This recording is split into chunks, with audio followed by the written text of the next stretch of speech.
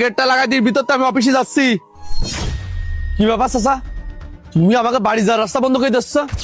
হ্যাঁ, আজকের থেকে বাড়ি যাওয়ার রাস্তা বন্ধ। আজকের থেকে বাড়ি যাওয়ার রাস্তা বন্ধ মানে কি করছেন আপনি? আমি তো কিছুই বুঝলাম না কাকা। আপনি যদি এই রাস্তা ঘিরে দেন তাহলে আমরা যা আশা করবো কি করে? কাকা, আপনি কিন্তু কাজটা মোটেই ঠিক করতেছেন না। তুই যা, আমার জায়গা আমি বন্ধ করেছি। আপনার জায়গা মানে? আমি তো কিছুই বুঝলাম না কাকা। এত মানে মানে করা লাগবে না, আজকের থেকে এই রাস্তা বন্ধ। তোর যদি কিছু করার থাকে তুই যা পারিস করে নিয়ে যা। আপনি আমার চাচা, আপনার সাথে আমি কি করব? আর আপনি কেন আমাকে এই জায়গা ঘিরে দিচ্ছেন? আমি কি তোর কাছে কৈফিয়ত দেবো? অত কৈফিয়ত আমি দিতে পারবো না। আজকের থেকে এ পথ বন্ধ, আমার জায়গা আমি বন্ধ করেছি। কি ব্যাপার, কিছুই তো বুঝলাম না। আমার চাচা আমাকে সাথে এরকম কাজ করতেছে কেন? নিশ্চয়ই তোর ভিতর কিছু একটা আছে। আমি আগে বাড়ি যাই। তুমি তো সবকিছু শুনিলে। হ্যাঁ কাকা, যে কোনো মূল্যে হোক ওই জমিটা আমার চাই। ও না, আপনি টেনশন করেন না। আপনি তো জানেন চেয়ারম্যানের সাথে আমার কিরকম সম্পর্ক। চেয়ারম্যানরা আমি যাই কব, সে কিন্তু আমার কথা ফেলতে পারবে না। তবে কাকা, একটা ছোট্ট শর্ত আছে। কি শর্ত বাবা? জায়গা জমির বিষয়, খরচ খরচার একটা বিষয় আছে না, আপনি তো বোঝেনি। আপনি যদি 1020 টাকা দিতে পারেন তাহলে ওই জায়গাটা কিন্তু আপনারই হয়ে যাবে। টাকা 1020 কেন, 50,000 টাকা হলেও আমি দেব, কিন্তু ওই জমি আমার লাগবে। তুমি শুধু খেয়াল রাখবা শালির জন্য আমার পক্ষেই হয়। আরে কাকা, এই নিয়ে টেনশন করেন না, সালিশ আপনার পক্ষেই থাকবে। আপাতত কিছু টাকা দিয়ে যান। আচ্ছা, আমার পকেটে অল্প কিছু টাকা আছে, 10,000 টাকা আছে, এটা নিয়ে যাও। তবে শালির জন্য আমার পক্ষেই থাকে। ও নিয়ে আপনি টেনশন করেন না। আপনি তো জানেন চেয়ারম্যান আমার কথার বাইরে যায় না। আপনার জমি মনে করেন আপনি পেয়ে গেছেন, নিশ্চিন্তে ঘুমান। আচ্ছা ঠিক আছে বাবা। তোরা যে কাজটা করতেছিস, কাজটা কি ঠিক করতেছিস? মানে আমরা বেঠিকের কি করলাম? বেঠিকের কি করলি? তুই মনে হচ্ছে কিছুই জানিস না। আমি কিছুই জানি না মানে? কি করতে যাচ্ছিস তুই? এই, তোর বাপ তোর ওই স্বাস্থ্য ভাইয়ের সাথে যে কাজটা করতেছে, এই কাজটা কি ঠিক করতেছে?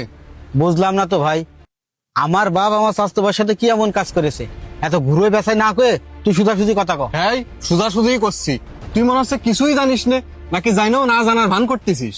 আরে ভাই, আমি তো বাড়িই ছিলাম না, আমি কি জানবো? আমি তো আজকেই বাড়ি আসলাম। এখন কি হয়েছে তুই সেটা কর। তোর আব্বা ওই যে তোর স্বাস্থ্য ভাই আব্বাসের জায়গাটা যে দখল করতে চাচ্ছে, এই কাজটা কি ঠিক করতেছে? গত শুক্রবারে তোর আব্বা ওই চেয়ারম্যানের লোকেরা 20,000 টাকা দিয়েছে, শালির যেন তার পক্ষে হয়। এই সোমবারে সেই শালিশ। তাহলে তুই ক, তোর বাপ কি কাজটা ঠিক করতেছে? কি করছিস রে ভাই? এত কিছু হয়ে গেছে, আমি তো কিছুই জানি না। আচ্ছা, তুই যখন কইছিস আমি বিষয়টা দেখতেছি। হ্যাঁ, তুই বিষয়টা দেখ। তুই যদি পারিস তোর বাপরে বিষয়টা বুঝো। এত বড় অন্যায় হতে দিস নে। ওই আব্বাসের তোরা ছাড়া কিডা আছে?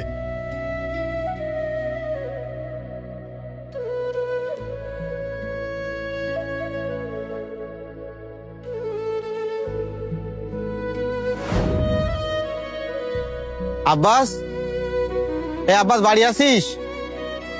কিডা? আমি, তোর সাথে আমার কিছু কথা আছে। আরে দাঁড়া, আটকা দিচ্ছিস কেন? আমি তোর কাছে আইছি। আমার কাছে কি জন্য আছি? তোর সাথে কোনো কথা নেই আমার। আরে ভাই, আমি বাড়ি ছিলাম না, একটা ঝামেলা হয়ে গেছে।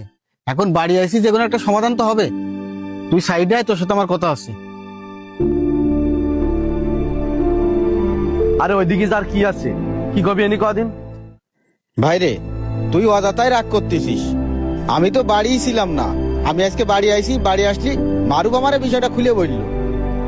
এখন আব্বা যেহেতু তোর সাথে একটা অন্যায় করে ফেলা হয়েছে, এর একটা সমাধান তো বের করতে হবে, তাই না? সমাধান? এর আর কি সমাধান হবে? আমার আব্বা তো আর বেঁচে নেই। তোর আব্বা তোমার চাচা, সে তো আমার বাপের মতো। সেই চাচা আমার মতো একটা টিভির সাথে এরকম কাজ কি করে করতে পারলো? ভাবতে মেলা কষ্ট হচ্ছে।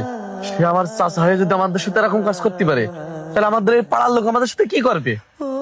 ভাইরে, তুই মন খারাপ করিস নে। আমার আব্বা যাই হোক একটা ভুল করে ফেলা হয়েছে। এই দেখ, আমি তোর ভাই আছি নে, আমি যে কোনো একটা সমাধান করে দিচ্ছি। তুই মন খারাপ করিস নে, চল তোর বাড়ি যাওয়ার রাস্তা আমি খুলে দিচ্ছি। আরে বুঝলাম না তো, তুই আমারে টানতে টানতে কোন জায়গায় নিচ্ছিস? আব্বা, আমি তোমার এক পাশে নিয়ে আইছি কিছু কথা কওয়ার জন্য। কি কবি ক। তুমি যে আব্বাস ভাই জমিটা দখল করার জন্য চেয়ারম্যানের লোকেরা টাকা দিয়েছো, এই কাজটা কি তুমি ঠিক করিছো? হে, তুই ঠিক বেঠিকের কি বুঝিস? যা করতেছি তোর ভালোর জন্য আমি করতেছি। অতএব এই বিষয় নিয়ে কোনো কথা বলবি না। আব্বা, তুমি ভুল করতেছো।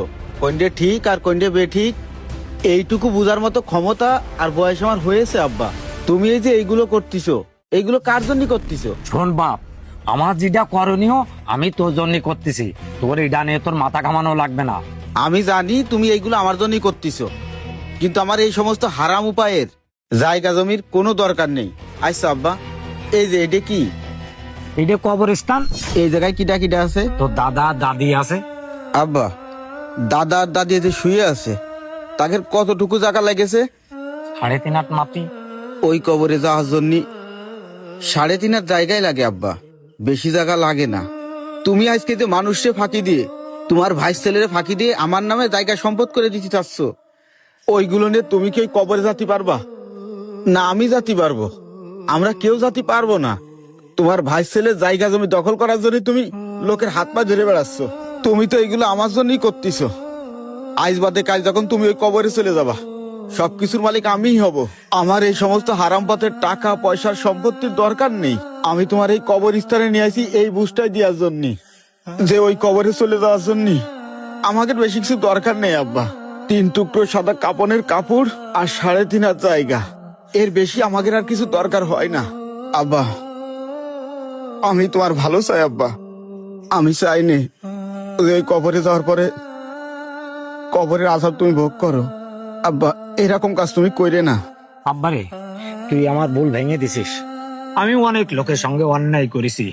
তো যাই হোক, আমি সবার কাছে ক্ষমা চাবো, আব্বাসের কাছে যাই আমি মাপ চাবো। চল আব্বা চল। দুদিনের দুনিয়ায় যারা মানুষের হক মেরে জায়গা সম্পদের পাহাড় গড়ছেন, মনে রাখবেন একদিন সবকিছুই ছেড়ে চলে যেতে হবে। তখন আপনার সম্পদ নয়, আপনার কর্মই সঙ্গী হবে।